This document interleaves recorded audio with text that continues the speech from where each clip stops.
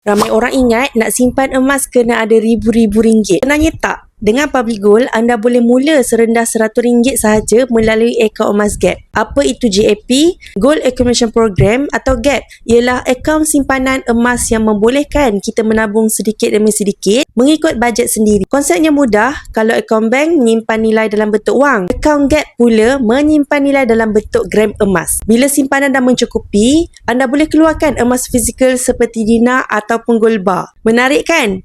Ada lagi menarik.